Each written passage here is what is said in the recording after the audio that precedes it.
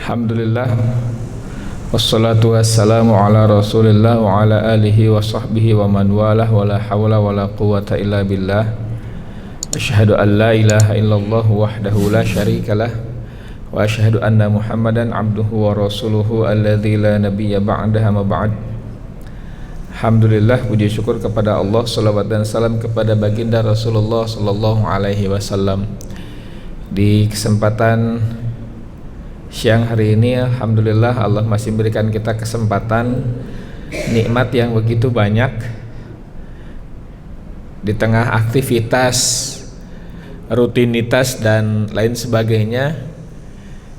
Kita masih diberikan kesempatan oleh Allah untuk melaksanakan tugas utama kita, yakni beribadah kepada Allah melalui sholat zuhur yang berbarengan pelaksanaannya dengan hari ini kita sedang melaksanakan ibadah puasa di bulan Ramadan. Menginjak hari yang ke-15, sudah setengah jalan ini. Ada yang sudah berapa kali ketinggalan atau kesiangan sahur, Pak? Ada yang kesiangan sahurnya, kesiangan bangun sehingga nggak sahur, Pak? Ada. Ya itu bagian dari ujian lah, mohon bersabar sajalah. Masa kalah ya. Kita ini puasanya tidak nyambung. Maksudnya nyambung tidak seperti sebagaimana awal puasa disyariatkan. Sebagaimana disebutkan dalam salah satunya dalam tafsir Ibnu Katsir, disebutkan bahwa awal puasa itu di tahun kedua.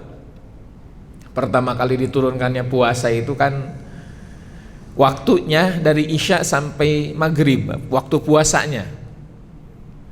Waktu puasanya dari Isya sampai Maghrib.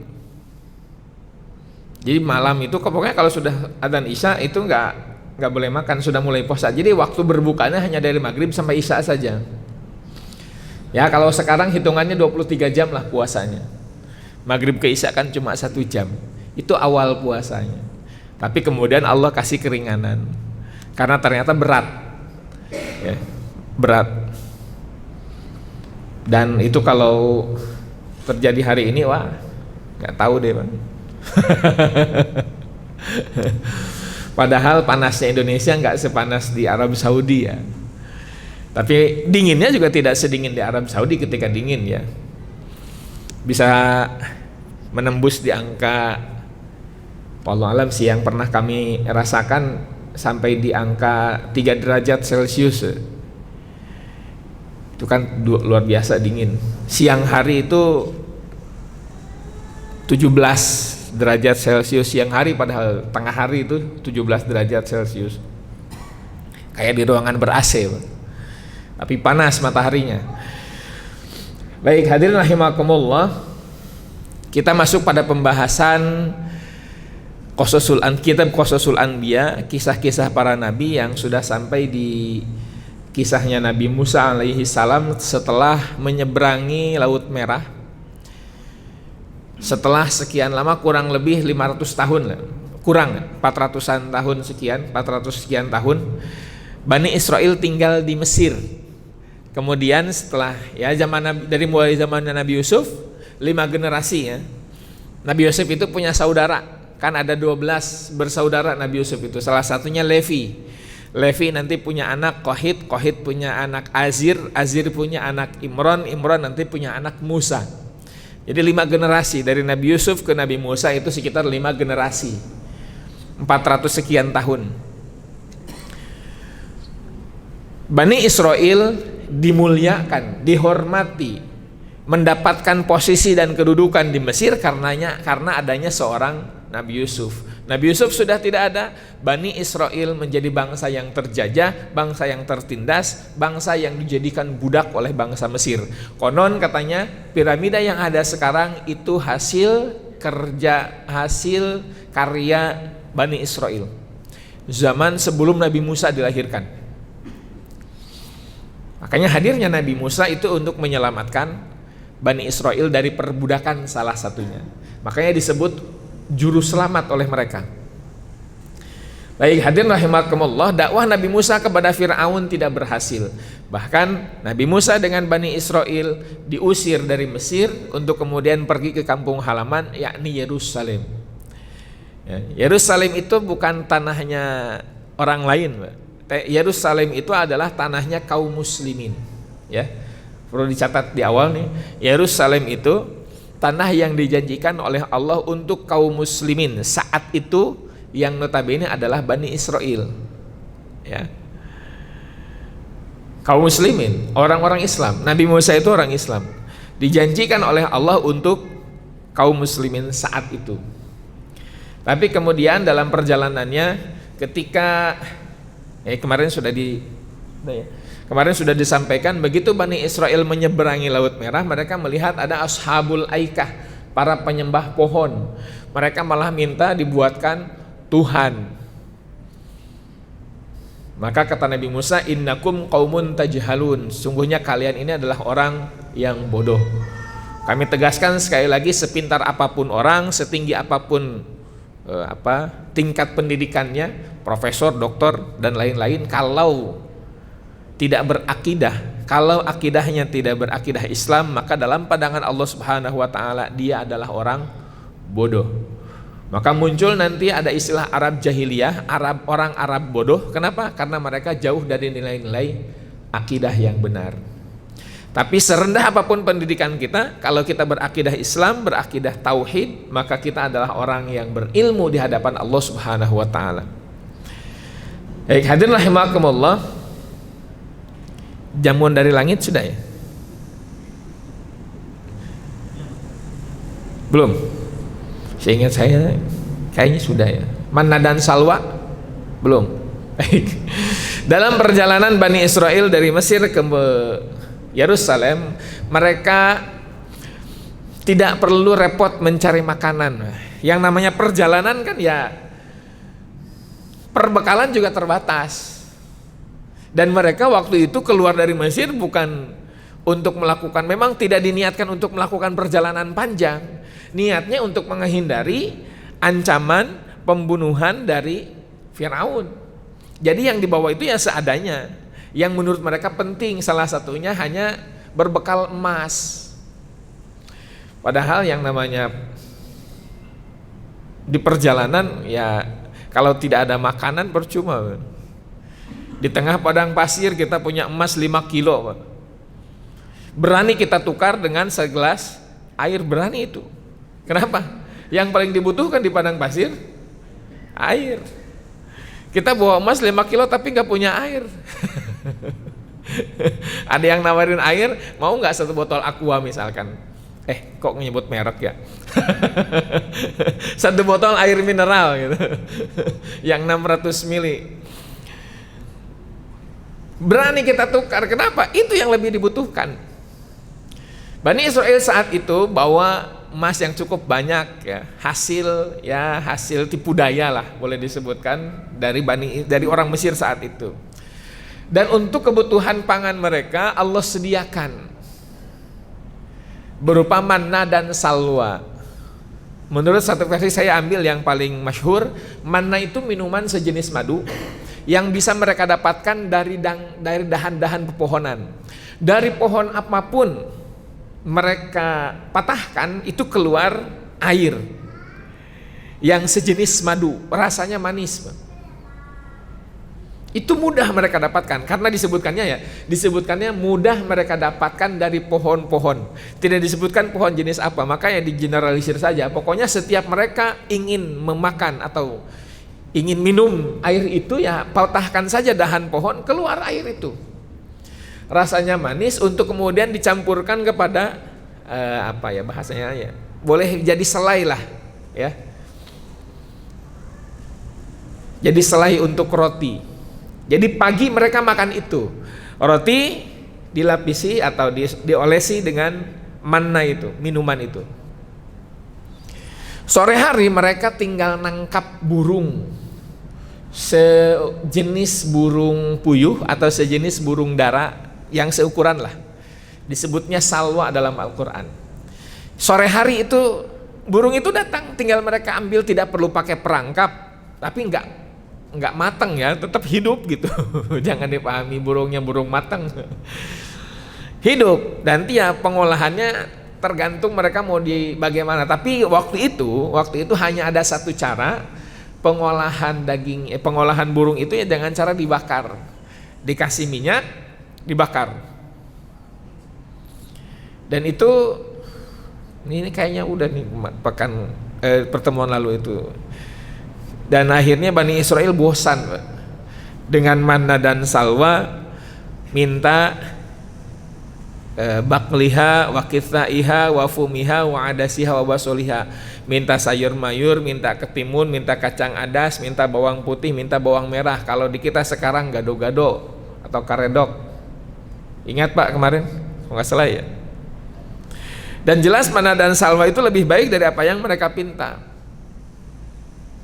Lagi pula yang namanya perjalanan dikasih apa ya bahasanya, dikasih makanan gratis lah gitu. Ya sudah, terima saja, nggak usah minta yang lain. Toh itu sudah Allah kasih secara cuma-cuma.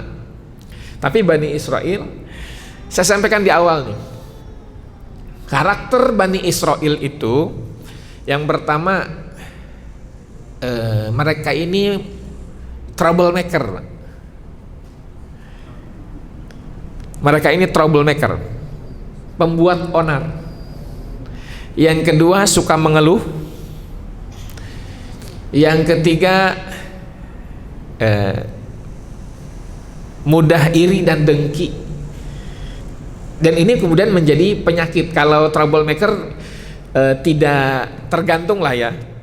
Tapi kalau iri dengki ini nanti merupakan penyakit yang berbahaya ya pada akhirnya. Salah satunya ya, ciri khasnya itu troublemaker dan mudah mengeluh. Itu paling mendasar. Jadi karakter mendasar Bani Israel itu troublemaker, ngeyel, segala macam lah, segala macam. Nanti ada lebih detailnya insyaallah. Nah, kemudian mereka tidak sabar ya dengan jamuan sampai mereka merasa bosan, sehingga Allah disebutkan dalam Al-Quran surah Al-Baqarah 61 ketika mereka meminta sayur mayur, ketimun, bawang putih, kacang adas, bawang merah dan mereka disuruh untuk kembali ke Mesir ya, mereka disuruh untuk kembali ke Mesir karena itu mereka dapatkan di sana. Tapi yang didapat oleh mereka adalah kehinaan dan kemiskinan ya, kehinaan dan kemiskinan, karena ya jelas itu tidak diridhoi oleh Allah Subhanahu wa taala. Baik, hadirin rahimakumullah ya, bosan terhadap nikmat bisa berujung kufur nikmat. Di sini ada yang bosan dengan yang itu. Bosan terhadap nikmat, hati-hati bisa berujung pada kufur nikmat. Kalau sudah kufur nikmat ya, kata Allah Subhanahu wa taala, la in syakartum la azidannakum wa la in kafartum inna adzabi lasyadid. Ada di surah apa Pak? Ada di surah Ibrahim. Kalau kamu bersyukur kata Allah maka aku akan tambah, tapi kalau kufur sungguhnya azabku sangatlah dahsyat. Baik, hadirin rahimakumullah, hingga akhirnya Nabi Musa mendapatkan wahyu lah, wahyu lanjutan ya, setelah yang pertama mendapatkan perintah pelantikan sebagai nabi atau rasul, kemudian sekarang mendapatkan wahyu berikutnya yang kita kenal dengan 10 perintah Tuhan. Baik, hadirin rahimakumullah, ini jalur, kelihatan ya, ini jalur yang ada 2 versi gitu. Jadi Nabi Musa itu setelah nyebrang dari Mesir itu belok kanan atau belok kiri. Kalau belok kanan berarti ya kalau di panah itu ya, kalau di peta itu ke bawah gitu. Ada yang kemudian versi yang kedua, jadi beloknya ke kiri, jadi lewat atas. Tapi lebih masyhur, lebih disepakati itu lewat bawah karena di situ ada Gunung Sinai. Ya. Baik, ini tentang posisi Gunung Sinai. Ini ya tidak harus diperpanjang lah. Yang jelas Gunung Sinai itu ya, jadi ini tentang jalur yang ditempuh oleh Nabi Musa, ya, tentang jalur yang ditempuh oleh Nabi Musa. Kita ambil yang lebih disepakati bahwa Nabi Musa itu ngambil jalur bawah gitu, karena di situ ada Gunung Sinai. Baik, ini salah satunya. Ada 10 perintah Tuhan itu isinya adalah ibadah kepada Allah, dilarang syirik, kemudian dilarang bersumpah palsu, kemudian yang keempat menjaga kesucian hari Sabtu, ya, hari ibadah mereka. Saat itu hari ibadah kaum muslimin, ya, bukan ibadahnya orang lain, ya, bukan ibadahnya agama lain. Hari ibadahnya kaum muslimin saat itu hari Sabtu. Ini saya harus ulang-ulang bahwa semua nabi itu diutus beragama Islam, dan setiap nabi punya umat. Dan kalau umatnya mengikuti Nabi itu berarti mereka itu ya kaum muslimin. Setidaknya dari mulai Nabi Ibrahim lah penyebutan istilah kaum musliminnya. Kemudian menghormati orang tua, jangan membunuh anak karena takut kelaparan. Kemudian jangan berzina, jangan mencuri, jangan bersaksi dengan kesaksian palsu. Kemudian jangan menginginkan milik orang lain, termasuk istri, rumah, budak, hewan ternak. Dalam kurung jangan dengki. Kan tadi dengki itu kan menginginkan nikmat orang lain itu berpindah kepada dirinya. Jadi bukan sama-sama dapat nikmat, tapi menginginkan nikmat yang didapatkan orang lain itu pindah, gitu. Pindah. Kalau sama-sama kan bukan kita minta kepada Allah agar kita diberikan nikmat yang sama, itu bukan dengki, ya. Bukan dengki. Itu kalau dalam bahasa kita mungkin iri gitu. Pengen deh kayak itu gitu. Dan dibolehkannya dengki itu dalam 2, kalau tidak salah nanti ada disebutkan. Baik. Nah, sementara kepada Nabi Muhammad salah satunya nih Pak, salah satunya. Jadi tidak jauh berbeda lah, ajarannya tidak jauh berbeda. Jangan syirik kepada Allah dengan sesuatu apapun, kan sama tuh. Kemudian berbuat baik kepada orang tua, jangan membunuh anak karena takut miskin. Kemudian jangan berbuat sesuatu yang keji, jangan bunuh orang yang diharamkan dibunuh kecuali dengan cara yang hak. Jangan makan harta anak yatim, sempurnakan takaran dengan adil, banyak dan seterusnya, banyak, tidak hanya 6 poin. Baik, hadirin rahimakumullah. Ketika Nabi Musa, jadi begini, Nabi Musa mendapatkan panggilan mungkin ya dari Allah itu. Kemudian Nabi Musa menyampaikan kepada Bani Israel akan meninggalkan mereka untuk sementara waktu selama 1 bulan. Ya, waktunya 1 bulan. Nabi Musa menyampaikan kepada Bani Israel, wahai kaumku, wahai Bani Israel, aku harus meninggalkan kalian sementara untuk memenuhi panggilan dari Allah selama 1 bulan. Ya, 1 bulan Pak waktunya. Nabi Musa pergi menuju Tur Sinai atau Gunung Sinai. Dapatlah perintah yang tadi disebutkan 10 perintah Tuhan. Nah, kemudian ini kan Nabi Musa juga merupakan Bani Israel ya. Nabi Musa juga merupakan Bani Israel Pak. Yang tadi saya sebutkan Bani Israel itu karakternya bagaimana? Ngeyel, troublemaker, dengki, banyaklah. Wong yang negatif itu banyak dari mereka lah gitu. Jadi kalau kita punya sifat-sifat negatif, bisa jadi ini kita turunan Bani Israel nih Pak. Bisa jadi. Baik. Nabi Musa ini pun tidak dalam rangka mendiskreditkan, tidak dalam rangka menjelekkan seorang Nabi Allah ya, Nabi Musa alaihi salam. Tapi ya ini merupakan satu ciri, satu tanda bahwa ini gambaran Pak. Jangankan umatnya, nabinya saja begini. Apa? Nabi Musa minta supaya bisa bisa melihat Allah. Sah-sah saja sebetulnya, tidak ada masalah Pak. Tidak ada yang salah dengan ini. Wajar toh? Karena Nabi Musa berkomunikasi langsung dengan Allah hanya melalui suara saja. Nabi Musa hanya mendengar suara saja. Penasaran dong, ingin tahu dong, Bagaimana sih wujudnya Allah itu?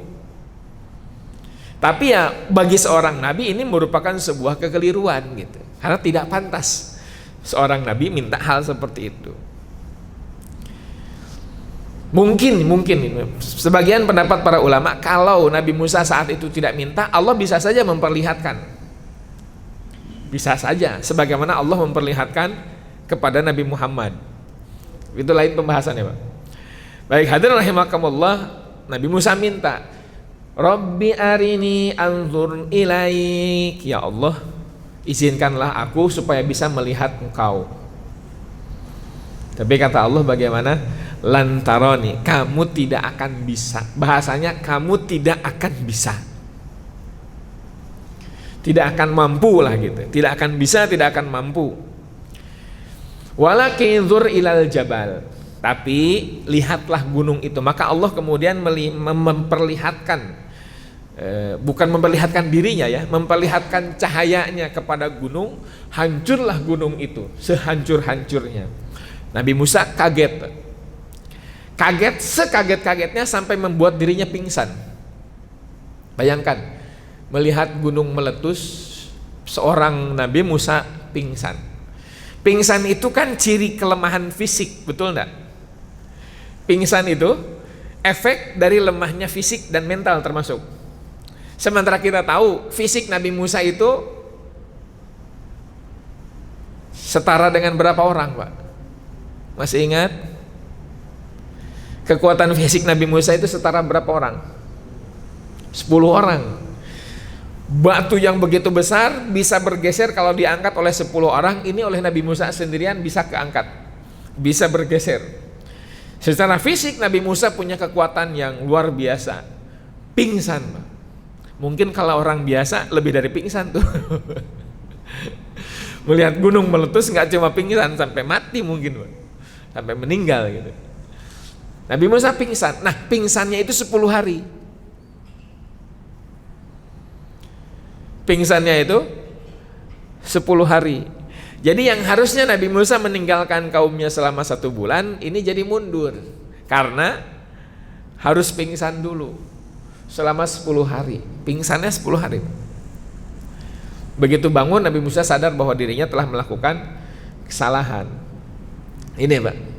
Kharra Musa sa'iqa falamma afaqa qala subhanaka tubtu ilaika wa ana awwalul muslimin. Nabi Musa bertaubat, enggak mau lagi minta permintaan aneh gitu.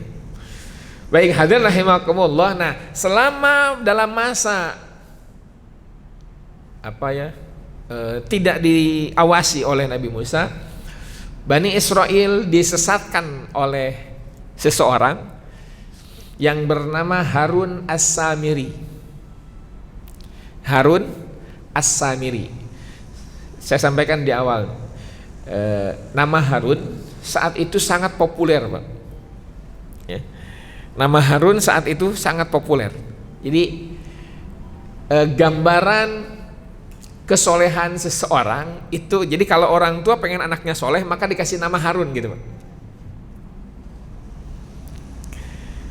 Makanya Harun saat itu banyak yang punya nama Harun. Selain Harun yang menjadi partnernya Nabi Musa, banyak juga Harun-Harun yang lain. Nanti kalau tidak salah dituliskan juga, waktu Nabi Harun meninggal, ya, waktu Nabi Harun meninggal itu waktu proses pemakaman Nabi Harun itu setidaknya ada 4.000 Harun di situ, Pak. Jadi Nabi Harun dikuburkan oleh 4.000 orang yang bernama Harun. Jadi gambaran kesolehan, ya. Nanti juga ada pembahasannya, Pak. Kalau sudah sampai pada Nabi Isa nanti juga ada pembahasannya. Kalau sekarang kan yang paling populer nama apa, Pak? Muhammad paling, ya. Atau kalau yang tidak berbau agamis apa?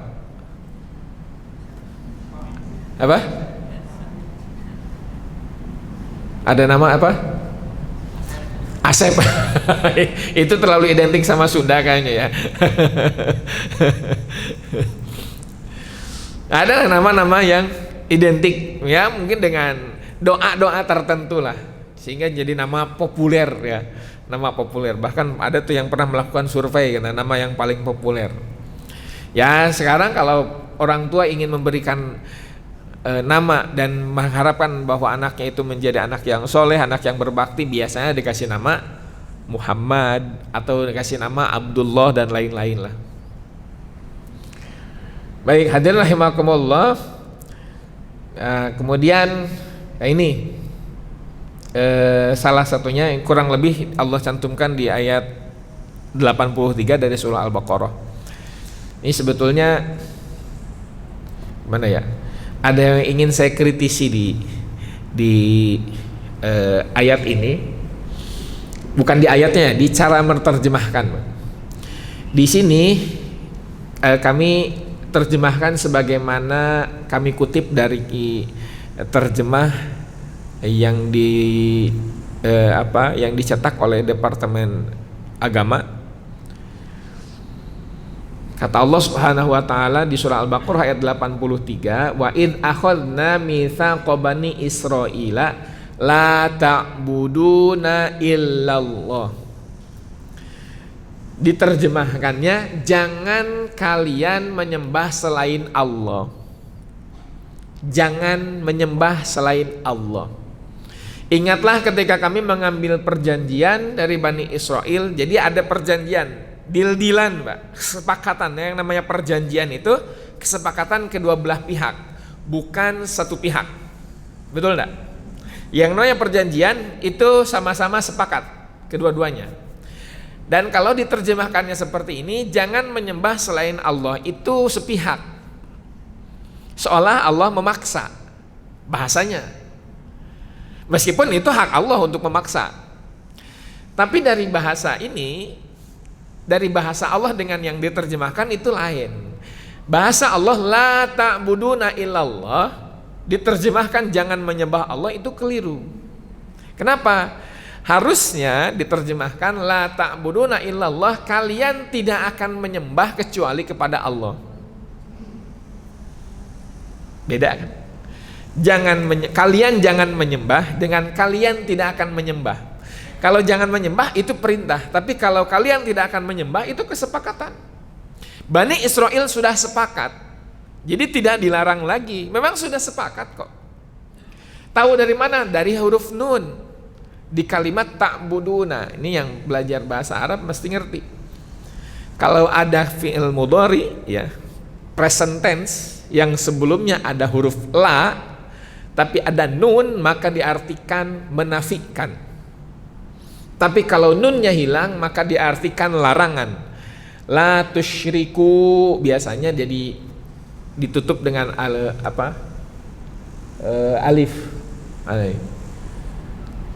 Gak, kurang jelas ya kaligrafinya nih. Banyaklah di Al-Quran, ubudu itu perintah-perintah itu tidak ada nunnya, perintah atau larangan tidak ada nunnya, ya. Maka ini seharusnya diartikan, silakan kalau yang mungkin ada terjemah yang sudah betul ya, alhamdulillah. Saya juga mau ngoreksi kemana, Pak? Mau ngoreksi ke percetakan yang mana gitu. Harus mungkin ya yang lain juga ngikutin Departemen Agama dari dulu, Pak, dari dulu. La ta'buduna illallah itu artinya kalian tidak akan menyembah. Jadi Bani Israel sepakat. Ya, sepakat bahwa mereka tidak akan menyembah kecuali kepada Allah. Jadi bukan lagi larangan. Sebagaimana kita bersyahadat asyhadu alla ilaha illallah wa asyhadu anna muhammadar rasulullah, itu kan deal-dealan. Kita sepakat tentang aturan Allah, kita sepakat tentang apa-apa yang ada dalam agama dan lain sebagainya. Baik. Tapi kemudian perjanjian itu mereka ingkari. Ya, perjanjian itu mereka ingkari. Nah, ini makam Nabi Harun. Katanya, Pak, katanya. Baik. Tadi yang pertama, Pak. Yang pertama mereka minta Tuhan selain Allah. Kemudian yang kedua, ini sudah ada, jadi ada distorsi jilid kedua. Mereka sudah melakukan penyimpangan melalui menyembah patung sapi. Tadi sudah disampaikan bahwa mereka dari Mesir untuk menuju Yerusalem itu bawa emas, dan mereka dihasut oleh Harun As-Samiri untuk mengumpulkan emas, ya. Jadi Harun As-Samiri ini mengaku dapat wahyu, Pak. Ya. Harun As-Samiri ini mengakui bahwa dirinya dapat wahyu karena Nabi Musa lama nih kok nggak datang-datang, katanya 1 bulan, udah lewat sebulan kok nggak datang-datang, nggak pulang-pulang, jangan-jangan ninggalin kita nih. Dihasut oleh Harun As-Samiri. Tidak semua, Pak, kan waktu itu Bani Israel ada sekitar 600.000 orang, ya. Waktu menyeberang ada 600.000 orang dari Mesir ke Yerusalem itu, waktu menyeberang Laut Merah itu ada sekitar 600.000 orang. Tidak semua, nanti ada disebutkan. Ini mereka disesatkan oleh Samiri. Di Al-Quran hanya disebutkan Samiri. Ada di surah Toha, ya, kisahnya. Jadi patung sapi, Pak. Jadi patung sapi. Sebetulnya ya inginnya membuat patung sapi, tapi karena emas yang mereka kumpulkan itu sedikit, jadinya kecil. Ya, jadinya kecil. Jadi seolah menyerupai anak, karena ukurannya kecil jadi disebut anak. Padahal kan untuk membedakan induk sama anak apa, Pak? Membedakan induk sapi dengan anak sapi apa? Bagaimana caranya? Nah, kan kalau induk besar, kalau anak kecil. Salah satunya itu. Manusia juga begitu, tapi ada juga hal yang lain lah. Antara sudah dewasa dengan tidak, salah satunya sudah tumbuh bulu-bulu di badan, itu sudah dewasa cirinya, ya. Kumis lah, jenggot lah, dan lain-lain. Meskipun ukurannya kecil, kalau berkumis, kalau berjenggot ya sudah dewasa juga, gitu. Mohon maaf nih, saya sebutkan seperti siapa? Artis itu yang kecil ukurannya, Pak. Daus Mini. Nah, Daus Mini, ya. Atau yang lebih terkenal lagi Ucok Baba, ya. Itu kan ada kelainan. Saya pikir di binatang itu nggak ada kelainan seperti itu, ya. Ada nggak? Ada, Pak, yang memiliki kelainan. Ya, ngapain juga diurusin kan? Kita nggak pernah tahu, mungkin saya termasuk saya, karena memang orang juga nggak terlalu peduli gitu. Jadi berita juga berita buat apa, ya.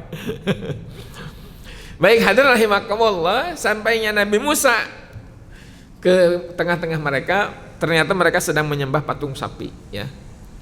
Dan jelas Nabi Musa marah. Yang pertama dimarahi siapa? Nabi Harun. Kan Nabi Musa pergi sendirian, Nabi Harun ada. Nabi Harun itu fisiknya lemah, lisannya fasih, tapi fisiknya lemah, ya, nggak seperti Nabi Musa, nggak segagah Nabi Musa. Mentalnya juga gampang ciut. Jadi mungkin waktu itu Nabi Harun melarang, tapi ya ancam balik, jadi udah ciut gitu. Sampai ketika Nabi Musa pulang mendapati kondisi umatnya seperti itu, Nabi Musa tuh marah. Wa akhadha bilihyati akhihi. Kurang lebih seperti itu. Jadi ngambil jenggot, Pak. Jadi kalau sekarang mungkin ngambil kerah baju gitu. Ngapain aja sih gitu? Kenapa umat dibiarkan begini gitu? Nabi Harun ya bukan berarti tidak berbuat apa-apa. Akhirnya Nabi Musa membakar patung sapi itu sampai meleleh, bahkan sampai menjadi serbuk. Emas dibakar, nggak tahu dibakarnya dengan cara apa dan bagaimana. Yang jelas emas itu dibakar oleh Nabi Musa hingga menjadi serbuk atau debu, ya. Kemudian ditaburkan ke laut atau ke air lah, mau ke laut atau ke sungai, Untuk kemudian, jadi untuk tujuannya untuk mengetahui, karena ditanya siapa saja nih di antara yang 600.000 orang itu yang menyembah patung sapi. Kan ditanya satu-satu nggak mungkin. Kalaupun memungkinkan, ada kemungkinan jujurnya kan minim gitu. Akhirnya disuruh minum semua. Jadi ditaburkan debunya itu ke laut atau ke sungai. Kemudian seluruh Bani Israel disuruh minum, dan dari hasil meminum air yang sudah ditaburi emas itu ketahuan siapa saja yang betul-betul secara sukarela, yang betul-betul mengakui bahwa Tuhan itu adalah patung sapi itu. Jadi ada Tuhan yang lain selain Allah, atau menyembah melalui perantara patung sapi. Ketahuan, dan jumlahnya sekitar 3.000 orang. Dari 600.000, 3.000 orang melakukan kesyirikan. 3.000 banyak sedikit, Pak? Banyak sedikit? Kalau dibanding 600.000 sedikit memang, ya. 3.000 nih, banding dari 600.000 gitu. Jadi tinggal berapa? 597.000, ya. 97.000 masih banyak. Tapi bukan itu, ya tetap saja 3.000 juga banyak. Ini kalau 3.000 ada di masjid ini kapasitas berapa ribu, Ustaz? Seribuan ya di sini. Kan berarti butuh 3 masjid ini gitu. Kalau mau nampung banyak berarti kan 3.000, dan memang banyak, bukan dilihat dari persentase, tapi jumlah angka 3.000 itu banyak. Dan itu cukup membuat Nabi Musa terpukul, ya.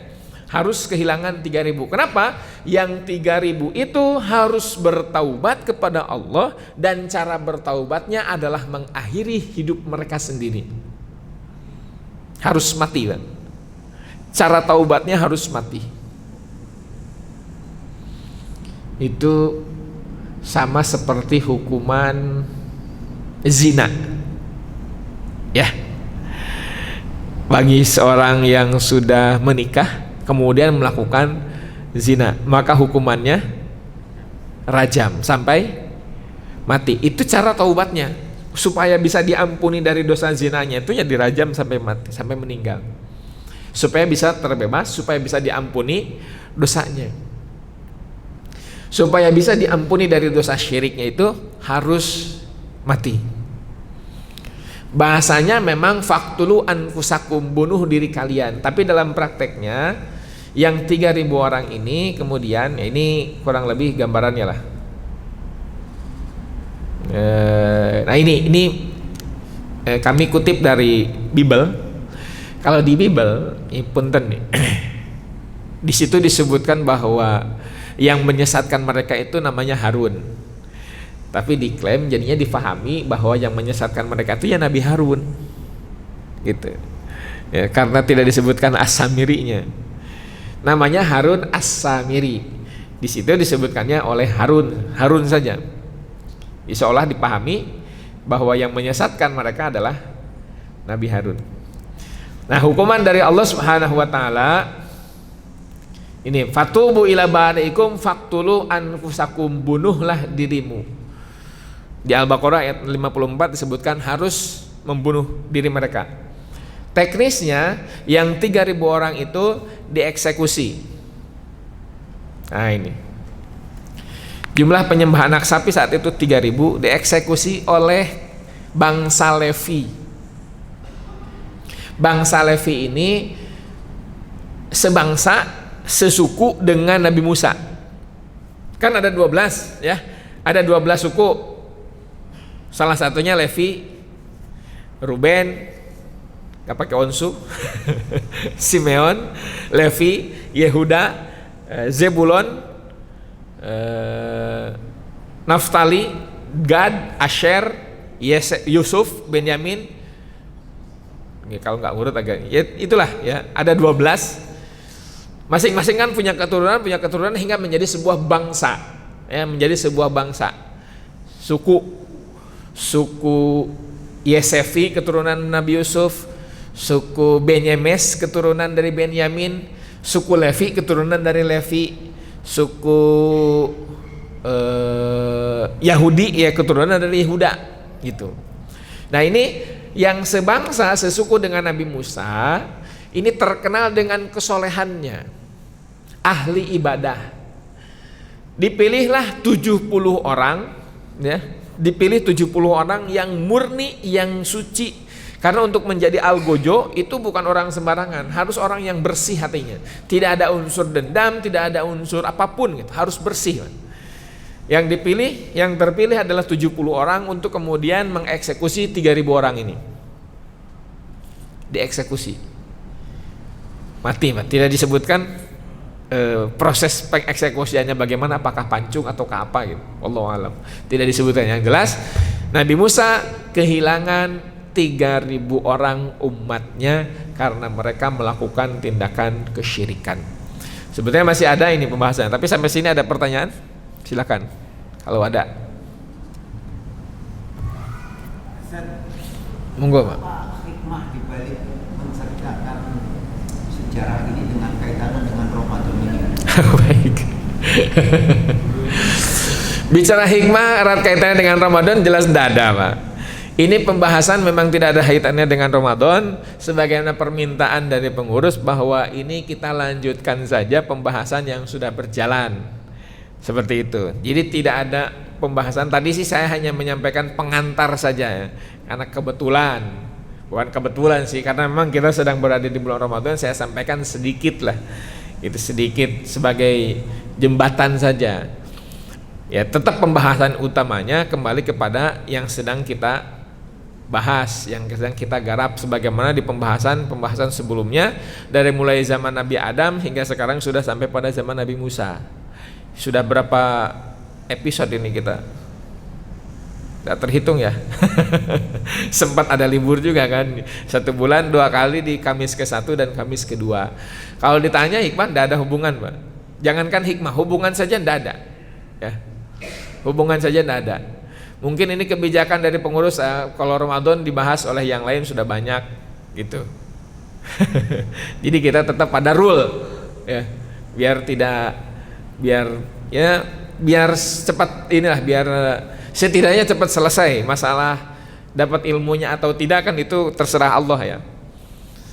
Kadang saya juga ada yang sudah dapat, Pak, hilang lagi gitu. Kisah Nabi Ibrahim sudah dapat, kisah Nabi Ismail sudah dapat, saya padahal menyampaikan gitu. Kadang lepas lagi. Yang namanya ilmu ya rezeki. Pemahaman itu rezeki dari Allah, terserah Allah. Kurang lebih seperti itu, Pak. Ini tidak ada hubungannya. Monggo Bapak silakan. Iya. Betul.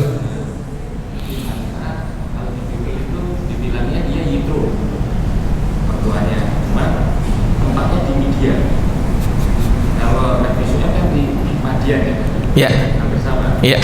Kalau tahunnya agak sama, tahunnya Nabi Syuaib itu hampir sama dengan Nabi Lut tahunnya. Cuman kan Nabi Musa kan setelah beberapa generasi dan ini, cuman di depan Al-Quran itu sering dibilang bahwa yang dimaksud dengan Nabi Musa itu Nabi Syuaib, yang kematian yang terkait dengan pertimbangan atau takaran. Nah, yang benar yang mana ya? Yang benar yang kedua, Pak. Yang Nabi Syuaib maksudnya. Karena Nabi Syuaib itu kan dekatnya sama Nabi Lut ya. Nabi Syuaib itu masih serumpun dari keturunan Nabi Ibrahim. Madian itu anaknya Nabi Ibrahim, Pak. Ya, Madian itu anaknya Nabi Ibrahim. Ya. Kalau yang ngikuti sirah ini dari awal, Nabi Ibrahim itu kan punya anak 8, Ismail, Ishak, kemudian itu kan Ismail dari istri kedua, Ishak dari istri pertama, kemudian dari istri ketiga Nabi Ibrahim punya anak 6. Salah satunya ada Madain, ada Madian. Artinya gini, pada saat Madian itu dapat hasil dari Allah karena memainkan timbangan makanan. Ya. Musa ada di situ. Tidak ada. Maksudnya ada di zaman itu berarti. Ya ada di zaman itu. ada di zaman itu. Ini Nabi Musa dengan Nabi Syuaib ya sezaman. Cuma beda tempat. Karena kan Nabi Arab itu kan Ya. Nabi Arab itu kan Hud, Soleh, Syuaib sama Muhammad. Nah, Ya. Nabi Arab ya. Ya. Sementara kan kalau Musa kan bukan Arab ya. Ya. Nah ini waktu itu masih agak susah ya orang Arab sama orang Bani Israel itu jadi ini kan. Sebetulnya kalau Nabi Muhammad disebutkan Arab asli juga bukan Arab asli, tapi Arab musta'ribah. Ya, Arab musta'ribah, Arab campuran. Karena Nabi Muhammad keturunan dari Nabi Ismail, sementara Nabi Ismail itu keturunan Nabi Ibrahim dengan dengan Hajar, yang Hajar ini notabene-nya orang Mesir. Ya, orang Mesir. Sebetulnya kalau disebutkan Arab asli banget itu cuma 3, Hud, cuma 2, Hud dan Soleh. Ya, Hud dan Soleh.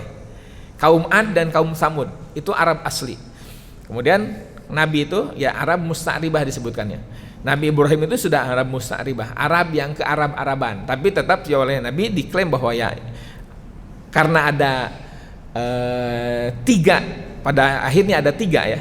Ada 3 dari keturunan Nabi Nuh saat itu, Sam, Ham, dan Yafith. Ya, Sam, Ham, dan Yafith. Dari Sam ini pokoknya menurunkan keturunan Arab gitu, Timur Tengah lah.